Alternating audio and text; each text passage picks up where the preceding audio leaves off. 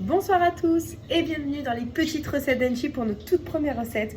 Aujourd'hui, nous allons faire une croziflette. Ça tombe bien, on est en hiver, c'est un plat qui tient chaud et surtout qui tient au ventre. Donc pour les gens qui suivent une diète ou qui font un régime, à éviter. Mais si vous avez envie de passer un bon moment, de bien manger ou que vous recevez du monde, sachez que c'est un plat qui est complet et qui va rassaisir tous les appétits.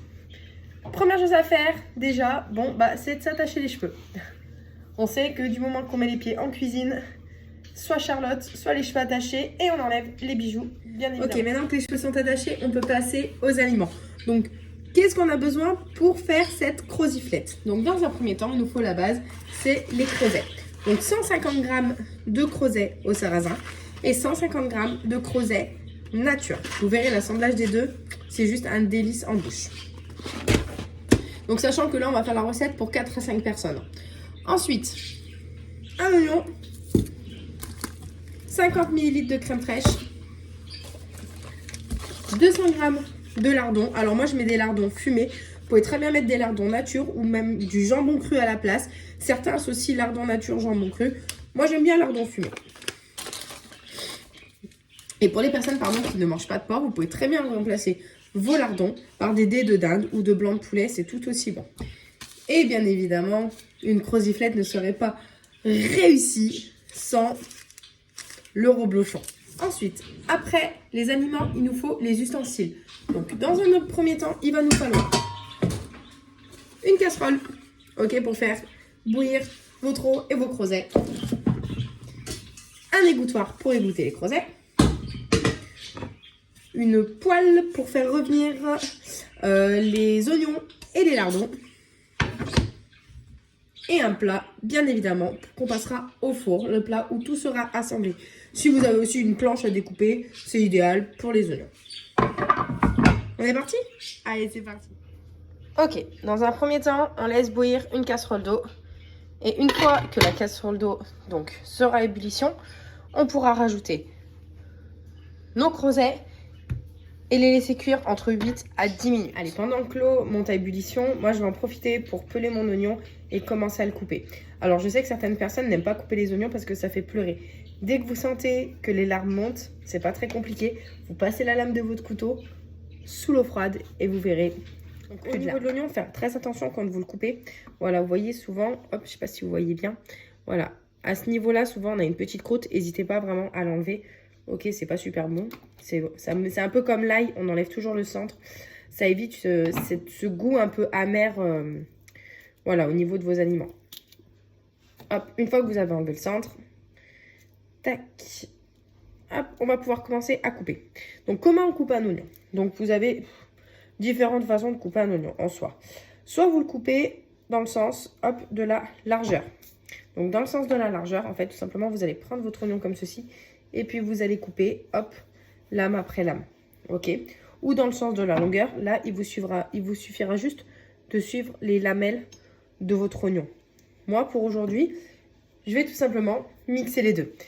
Je vais d'abord commencer à tailler mon oignon, hop, dans le sens de la longueur et ensuite de la largeur pour en faire des tout petits cubes que je viendrai éparpiller dans mon plat.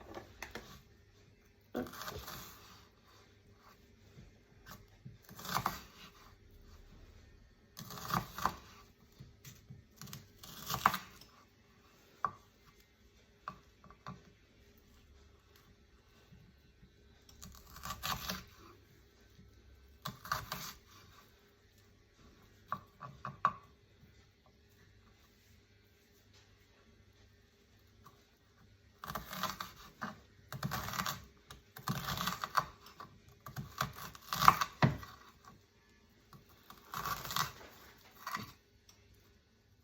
En attendant que mon eau monte à ébullition, mes oignons sont déjà coupés.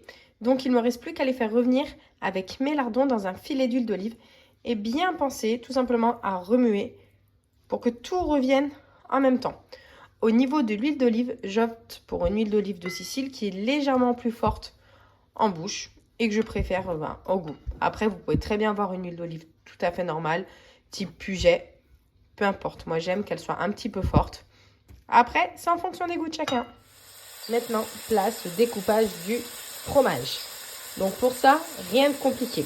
Normalement, il vous suffit de couper votre fromage en petits dés et l'incorporer ensuite lors de l'assemblage du plat. Donc c'est ce qu'on va faire, sauf que moi je vais libérer quelques tranches avant de le découper en deux, juste pour les positionner sur le dessus du plat pour que lors de la cuisson, on ait un bon fromage fondu et légèrement doré sur le haut de notre plat.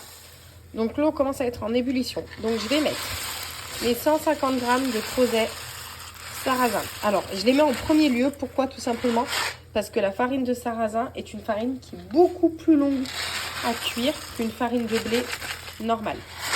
Hop, voilà, je vais patienter 2-3 minutes et ensuite je rajouterai les 150 g de crozet nature. Voilà, les 2 minutes sont passées, je peux maintenant rajouter mes creusets nature, hop, à la suite de mes creusets sarrasin. Donc oui, je fais un peu à vue d'œil, hein. C'est vrai que je vous donne des grammages à respecter, mais en soi, c'est vrai que moi je cuisine beaucoup à vue d'œil. Donc voilà, mon fromage est coupé, mes fines tranches sont mises de côté. Donc ces fines tranches, on rappelle, c'est celles qu'on mettra à la fin par-dessus le plat. Donc, une fois que j'ai coupé donc, mon fromage en cubes, en petits dés, je viens le mettre dans mon plat avec 25 centilitres de crème fraîche. Ok, la moitié en clair de ce qui est prévu au niveau de la recette. Ensuite, une fois que les pâtes seront cuites, je viendrai égoutter les creusets, les rajouter à ce mélange. Et je viendrai rajouter donc mes oignons et mes lardons qui viennent de frire ensemble. Et on remélangera le tout en une seule tournée de spatule. Hop. Voilà, 10 minutes que mes creusets ont cuit. Donc maintenant, je vais venir les égoutter au niveau de ma passoire pour pouvoir les rajouter et mélanger à mon plat. Ok, donc je viens d'égoutter mes creusets. Je me retrouve avec mon plat, mes lardons et mes oignons.